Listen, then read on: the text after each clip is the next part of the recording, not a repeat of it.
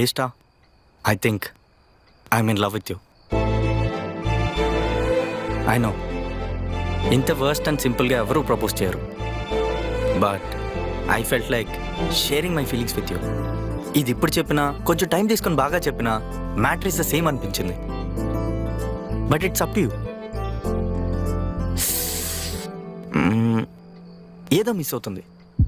Drama కదా.